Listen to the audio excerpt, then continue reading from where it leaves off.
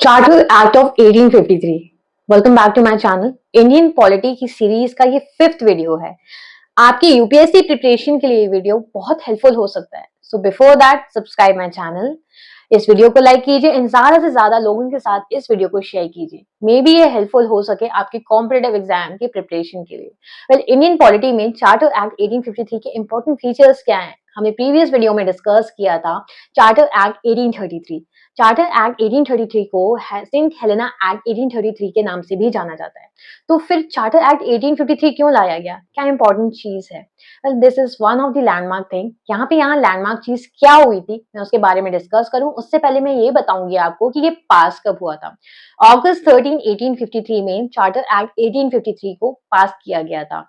Well, this was the last of the charter act 1793 से लेके 1853 के बीच में। इसने सेपरेट किया था लेजिस्लेटिव एंड एग्जीक्यूटिव फंक्शन को। कैसे मींस सेपरेट किया गया था? यहाँ पे इंट्रोडक्शन हुआ था पार्लियामेंट्री फॉर्म ऑफ गवर्नमेंट का।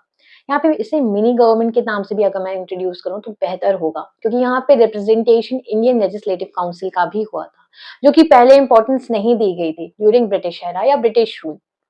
अगर मैं इसे विस्तृत तौर पे बात करूं तो गवर्नर जनरल को 6 न्यू मेंबर्स मिले थे, जिसे लेजिस्लेटिव काउंसिलर्स के नाम से जाना जाता था। इसे इंडियन लेजिस्लेटिव काउंसिल के नाम से भी जाना जाता था। मिनी पार्लियामेंट रन किया जा रहा था। इसमें स्पेशल फंक्शन या स्पेशल ट्रीटमेंट दिया गया था। वेल, जितना ब्रिटिशर्स का इंपॉर्टेंस रखा गया था उतना ही इसमें इंडियंस का भी रोल काल था। वेल, अगर मैं चीजों को और डिटेल वे में आपको बताऊं तो यहाँ पे ओपन कंपटीशन का भी इंट्रोडक्शन हुआ था। जी हाँ, civil services exam community civil services में ओपन रखा गया था for Indians.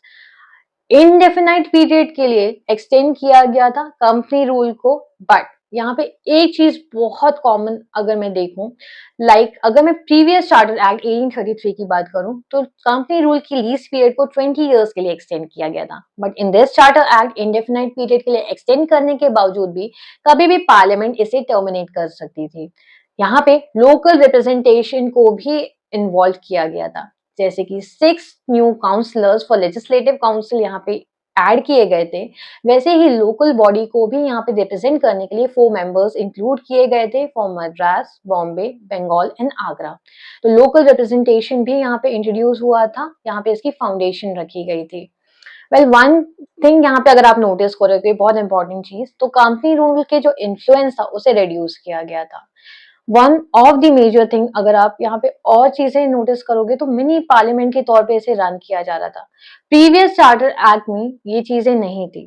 Previous charter act में एक ड्रॉबैक था, मीन्स सिविल सर्विसेज एग्जामिनेशन के लिए, ओपन सिविल सर्विसेज एग्जामिनेशन के लिए प्रस्ताव रखा गया था, बट वहां पे उस चीज को बैकआउट कर दिया था, प्रपोजल को बैकआउट कर दिया गया था, क्योंकि वहां पे इस चीज का ऑपोजिशन हुआ था by the court of directors. But यहाँ पे इस चीज का ऑपोजिशन नहीं हुआ था। इंडियन सिविल सर्विसेज में पार्टिसिपेट कर सकते थे, ओपन सिविल सर्विसेज एग्जाम में बैठ सकते थे। यहाँ पे मैकले कमिटी भी गठित की गई थी इन 1854, ताकि सिविल सर्विसेज एग्जामिनेशन जब कंडक्ट करवाएं तो इंडियंस भी उसमें बैठ सके। So this was the one of the important features. ये इम्पोर्टेंट फीचर्स हैं चार्टर एक्ट 1853 के। तो चार्टर एक्ट जो थे वो चला था 1793 से लेके 1853 तक। उसके बाद होता है कंपनी रूल स्टार्ट हुआ था। But this was one of the last charter act of this series कि आपके लिए इंपॉर्टेंट है जाना कि क्या इंपॉर्टेंट फीचर्स थे इसके। यहाँ से पार्लियामेंट्री फॉर्म ऑफ गवर्नमेंट का इंट्रोडक्शन हुआ था, यहाँ पे लोकल रिप्रेजेंटेशन को इंट्रोड्यूस किया गया था, कंपनी रूल को रिड्यूस किया गया था। यहाँ पे इनडेफिनाइट पीरियड को कंपनी रूल को एक्सटेंड तो किया गया था, बट पार्लियामेंट उसे कभी भी टर्मिनेट कर सकती थी। यहाँ पे कंपनी रूल के इन्फ्लुएंस को भी कम किया गया था।